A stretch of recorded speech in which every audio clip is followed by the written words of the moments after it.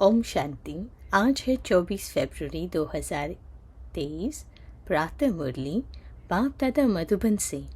मीठे बच्चे, अभी यह तुम्हारा अंतिम जन्म है। खेल पूरा होता है, इसलिए पावन बन घर जाना है। फिर सतयुग में हिस्ट्री रिपीट होगी। प्रश्न है, घर बार संभालते हुए कौन सी कमाल तुम बच्चे ही कर सकते हो? उत्तर है, घर बार संभालते हुए पुरानी दुनिया में रहते सभी से ममत्व मिटा देना। देह सहित जो भी पुरानी चीज़ें हैं उन्हें भूल जाना, यह है तुम बच्चों की कमाल। इससे ही सत्व प्रदान संन्यास कहा जाता है, जो बाप ही तुम्हें सिखलाते हैं। तुम बच्चे इस अंतिम जन्म में पवित्र रहने की प्रतिज्ञा करते हो, फिर 21 जन्म के लिए यह पवित्रता कायम हो जाती है। ऐसी कमाल और कोई कर नहीं सकता। गीत बजा है, तुम ही हो माता पिता तुम ही। ओम शांति। बच्चों को ओम शांति का अर्थ बिल्कुल सहज समझाया जाता है। हर एक बात सहज है। फील करें इस बात को कि कैसे हर एक बात सहज है। सहज राजाई प्राप्त करते हैं। कहाँ के लिए?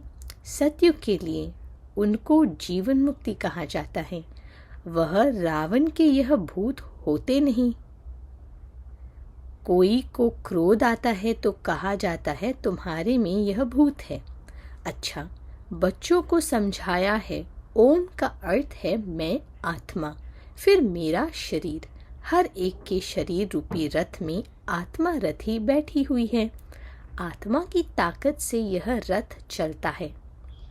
आत्मा को यह शरीर घड़ी घड़ी लेना और छोड़ना पड़ता है। यह तो बच्चे जानते हैं। भारत अभी दुखधाम है। आधा कल्प पहले सुखधाम था।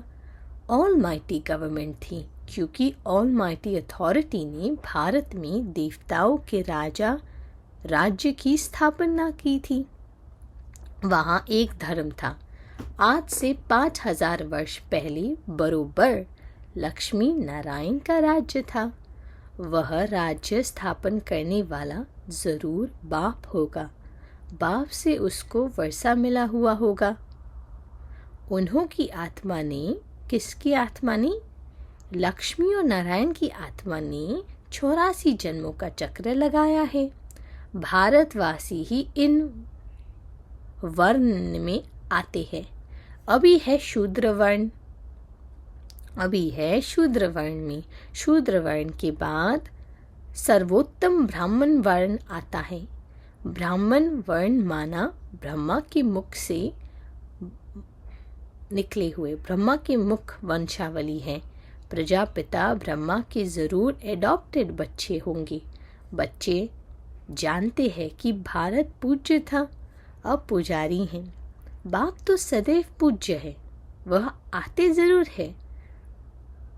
पतितों को पावन बनाने, ये डबल अंडरलाइन है। तो बाबा का क्या कर्तव्य है? पतितों को पावन बनाने। वो आया ही है पावन बनाने। जो उसके पास गया वो पावन बनेगा। तो सतयुग है पावन दुनिया। सतयुग में पतित पावनी गंगा यह नाम ही नहीं होगा, क्योंकि वह है ही सब पावन दुनिया। सभी पुण्य आत्माएं हैं, नो पाप आत्मा। कलयुग में फिर तो नो पुण्य आत्मा, सब पाप आत्माएं हैं। पुण्य आत्मा पवित्र को कहा जाता है। भारत में ही बहुत दान पुण्य करते हैं। इस समय जब बाप आते हैं तो उनके ऊपर बलि चढ़ते हैं। सन्यासी तो घर बार छोड़ जाते हैं। यहाँ तो कहते हैं बाबा यह सब कुछ आपका है। आपने सतयुग में हमें अथाह धन दिया है, फिर माया ने कौड़ी जैसा बना दिया है। अब यह आत्मा भी पतित हो गई है। तन मन धन सब पतित है। तो बाबा का क्या कर्तव्य है? पतित को पावन बनाना। तो जो भी अभी इस समय इस कलयुग की दुनिया में है, तन मन धन, वो सब पावन करने वाले को देना चाहिए ना। इसलिए तन मन धन सब आपका बाबा। फील करे इस बात को कि कैसे हर एक पतित चीज़, मुझ आत्मा से रिलेटेड हर एक पतित चीज़ बाबा पावन करता है। और ऐसे बाबा पावन राज्य स्थापन कर रहा है। आत्मा पहले पहले पवित्र रहती है, फिर पाठ बजाते बजाते पतित बन जाती है। गोल्डन सिल्वर इन स्टेज में मनुष्य को आना है ज़रूर। सारा चक्र लगाकर पिछाड़ी में तमोप्रधान झूठ जेवर बनाना है, झूठा जेवर बनाना है। सब आत्माएं ईश्वर के लिए झूठ बोलती रहती है क्योंकि उनको सिखाया गया है ईश्वर सर्वव्यापी है। गाते भी है तुम माता पिता लक्ष्मी नारायण के आगे भी जाकर यह महिमा करते हैं, परंतु उनको तो अपना एक बच्चा एक बच्ची होता है। सतयुग में तो एक बच्चा एक बच्ची होता है। तो जैसा सुख राजा रानी को, वैसा सुख बच्चों को रहता है। सबको सुख घनेरी है सतयुग में। अभी तो वह 84वें अंतिम जन्म में है। जो लक्ष्मी नारायण की आत्माएं हैं और जो भी लक्ष्मी नारायण की आत्माओं के साथ राज्य कर रहे थे सतयुग में, वो सब अब अंतिम जन्म में हैं और दुख घनेरे हैं। तो जहाँ सुख घनेरे था एक साइड था, अब दुख घनेरे हैं। बाप कहते हैं अब फिर से तुमको राजयोग सिखलाता हूँ। बच्चों को समझाया है कि इस रथ में रथी आत्मा बैठा हुआ है। यह रथी पहले 16 कला संपूर्ण था, अब 9 कला। कहते भी है मुझ निर्गुणहारी में अब कोई गुण नहीं, आप ही तरस परोई, अर्थात रहम करो। कोई में भी गुण नहीं है, बिल्कुल दुखी पतित है। तब तो गंगा में पावन होने जाते हैं, सतयुग में नहीं जाते। नदी तो वही है ना। बाकी हाँ, ऐसे कहेंगे कि इस समय हर चीज तमो प्रधान है। सतयुग में नदियाँ भी बड़ी साफ स्वच्छ होंगी। नदियों में किचड़ा कुछ भी नहीं पड़ता। यहाँ तो देखो किचड़ा पड़ता रहता है। सागर में सारा गंद जाता है। सतयुग में ऐसा हो नहीं सकता। लॉ नहीं है, सब चीजें पवित्र रहती हैं। तो बाप समझाते हैं अभी सबका यह अंतिम जन्म है। देखो बाबा ने अंडरलाइन कर दिया, समय का भी इशारा कर दिया कि अभी समय सभी का अंतिम जन्म है। खेल पूरा होता है। इस खेल की लिमिट ही है 5000 वर्ष। यह निराकार शिव बाबा समझाते हैं। वह है निराकार, सबसे ऊंच परम धाम में रहने वाला। परम धाम से तो हम सब आए हैं। अभी कलयुग अंत में ड्रामा पूरा हो, फिर हिस्ट्री रिपीट होती है। मनुष्य जो भी गीता आदि शास्त्र पढ़ते आए हैं वह बनते हैं द्वापर में। यह ज्ञान तो प्राय लोप हो जाता है, कोई राजयोग सिखला न सके। उन्होंने यादगार लिए पुस्तक बना देते हैं। वह खुद तो पुनर्जन्म में आने लगे, उनके यादगार पुस्तक रहने लगे। अब देवी देवता धर्म की स्थापना होती है संगम पर। बाप आकर इस रथ में, माना ब्रह्मा के रथ में विराजमान होते हैं। घोड़े गाड़ी की बात नहीं है इस रथ में। साधारण बूढ़े तन में प्रवेश करते हैं, वह है रथी। शिव बाबा फिर हो गए रथी। गाया भी जाता है ब्रह्मा द्वारा ब्राह्मण रचे। यह है मुख वंशावली ब्राह्मण। सब बच्चे कहते हैं हम ब्रह्मा की मुख वंशावली बीके हैं। यह ब्रह्मा भी एडॉप्ट किया हुआ है। बाप खुद कहते हैं मैं इस रथ का रथी बनता हूँ, इसको ज्ञान देता हूँ। शुरू इनसे करता हूँ।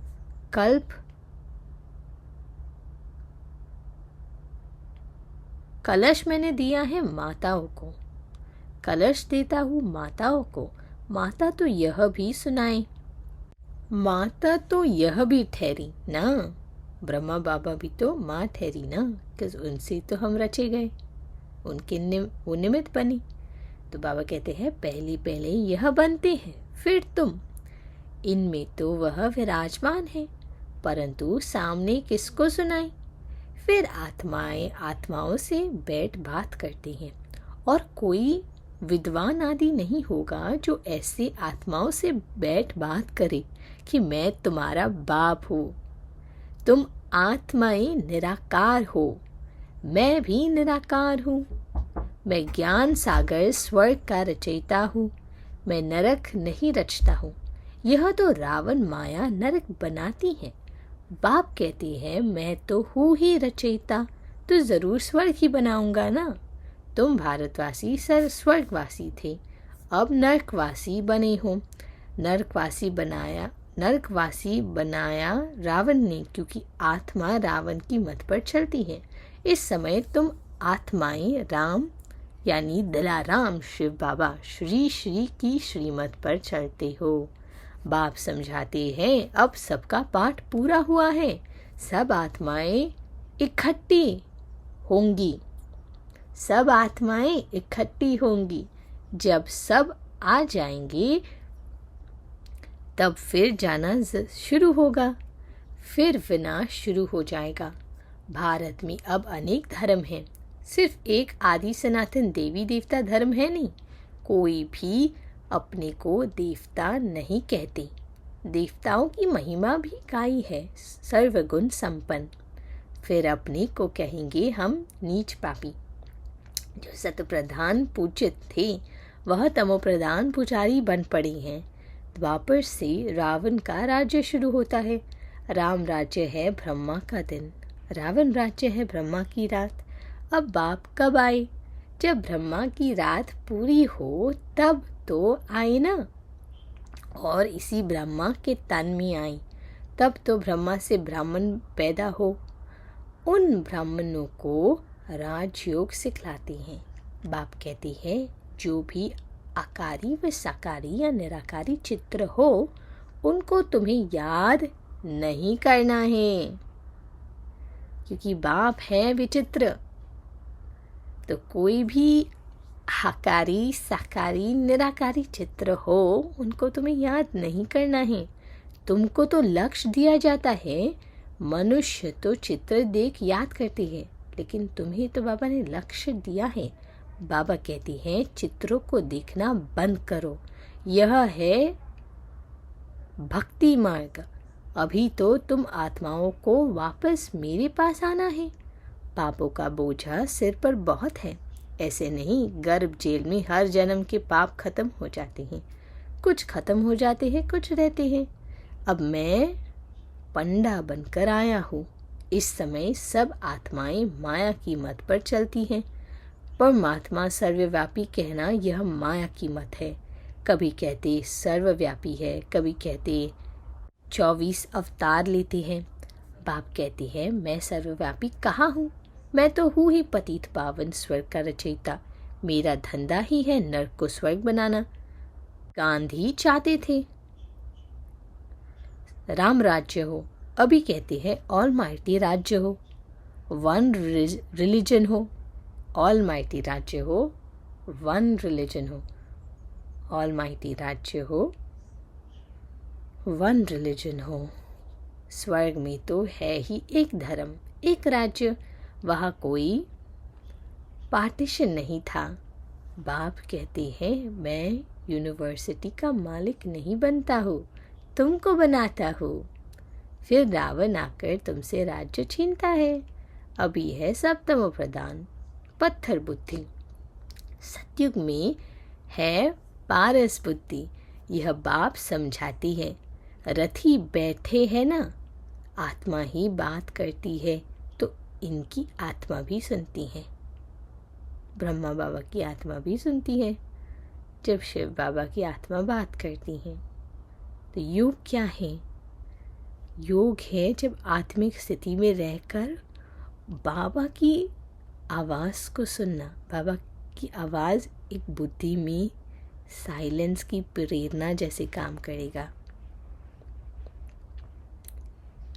ये वंडर की बात है। इतना एकाग्रता जब होगा तो बाबा की जो मदद है, बाबा की जो टचिंग है, वो सदा देते ही देता है। अभी संगम में बाबा सदैव देने का ही काम कर रही है, लेकिन जब बुद्धि एकाग्र है तो वो कैच कर सकती हैं और बाबा को अपने बिल्कुल समीप कंबाइंड अनुभव कर सकती है, क्योंकि वो है, लेकिन बस अनुभव की देर है। जब एकाग्र होकर अनुभव करेंगी तो बाबा और आत्मा सदा कंबाइंड। कहते हैं बच्चे कोई भी चित्र को नहीं देखो, माँ में कम याद करो, बुद्धि योग ऊपर लटकाओ। ऊपर यानी परम धाम में, जहाँ जाना है उनको ही याद करना है ना, जहाँ जाना है उसको ही याद करना है। एक बाप बस, दूसरा न कोई। एक बाप बस, दूसरा न कोई।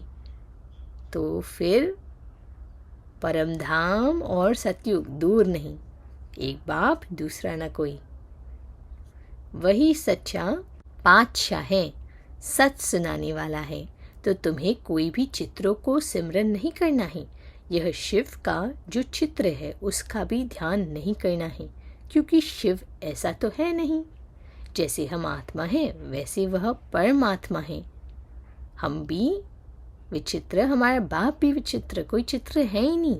जैसे आत्मा प्रकृति के बीच में रहती है, वैसे बाबा भी कहते हैं थोड़ी जगह आत्मा के बाजू में ले बैठ जाता हूँ। तो ऐसा अनुभव करना है कि बाबा और मैं इतने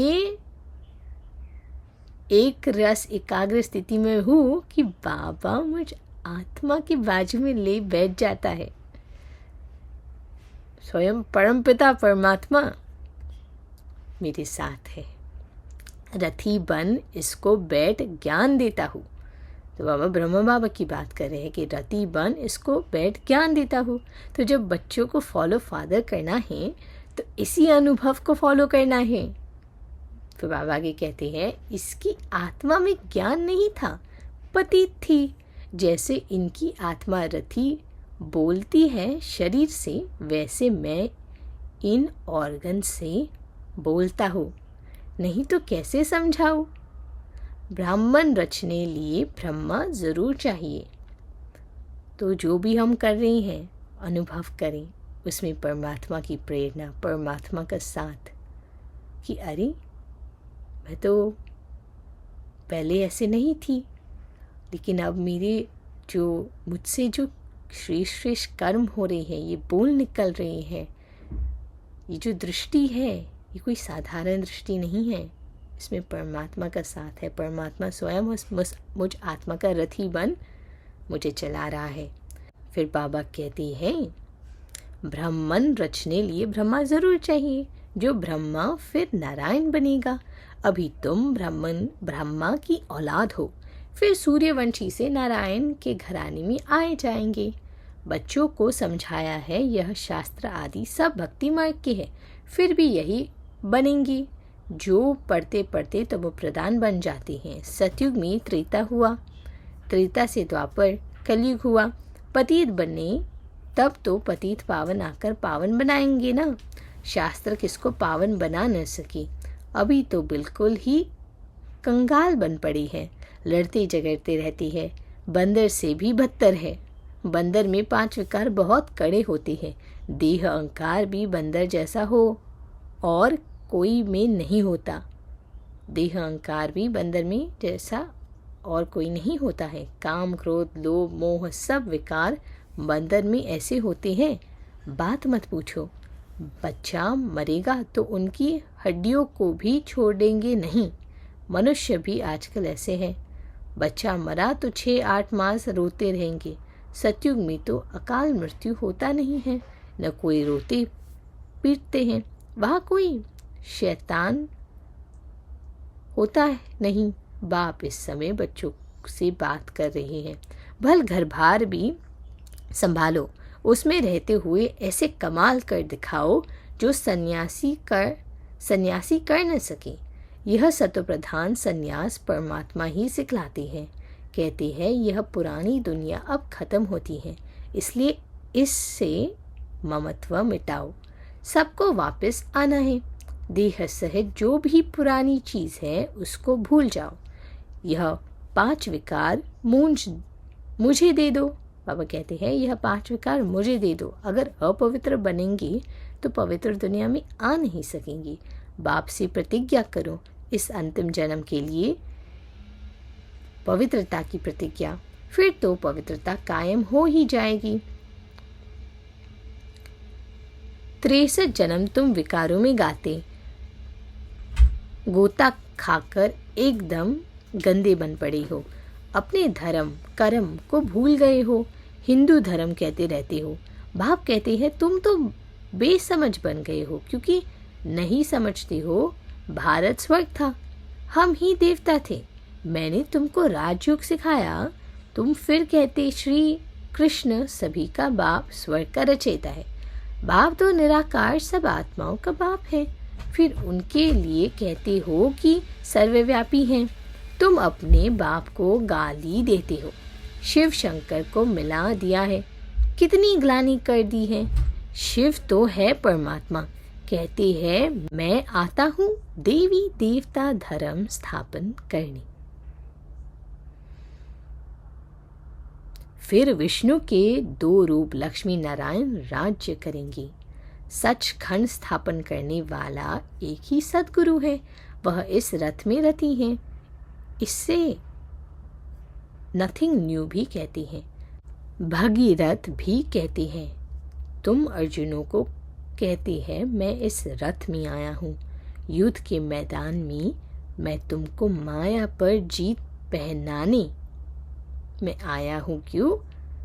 तुम अर्जुनों को माया पर जीत पहनाने। सतयुग में न रावण होता न जलाते, अभी तो रावण को जलाते हैं, जलाते ही रहेंगे। अच्छा, मीठे मीठे सिखलाते बच्चों प्रति माता पिता बाप दादा का याद प्यार और गुड मॉर्निंग। रूहानी बाप की रूहानी बच्चों को नमस्ते। हम रूहानी बच्चों की रूहानी बाप दादा को, माता पिता बाप दादा को याद प्यार गुड मॉर्निंग और नमस्ते। धारणा के लिए मुख्य सार, कोई भी चित्र का सिमरन नहीं करना है, विचित्र बाप को बुद्धि से याद करना है, बुद्धि योग ऊपर लटकाना है। दूसरा, वापस घर चलना है, इसके लिए देह सहित सब पुरानी चीज़ों से ममत्व निकाल देना है, संपूर्ण पावन बनना है। वरदान, बाप के राइट हैंड बनकर कार्य में सदा एवर रेडी रहने वाले मास्टर भाग्य विधाता भव। जो बच्चे राइट हैंड बन बाप के हर कार्य में सदा सहयोगी, सदा एवर रेडी रहते हैं, आज्ञाकारी बन सदा कहते हैं हाँ बाबा हम तैयार हैं। बाप भी ऐसे सहयोगी बच्चों को सदा मुरब्बी बच्चे, सपूत बच्चे, विश्व के श्रृंगार बच्चे के मास्टर वरदान वरदाता, मास्टर वरदाता और भाग्य विदाता का वरदान दे देती हैं। ऐसे बच्चे प्रवृत्ति में रहते भी प्रवृत्ति की वृत्ति से परे रहते हैं, व्यवहार में रहते हैं अलौकिक, व्यवहार का सदा ध्यान रखते हैं। स्लोगन है, हर बोल हर कर्म में सच्चाई सफाई हो तो प्रभु के प्रिय रतन बन जाएंगे। ओम शांति।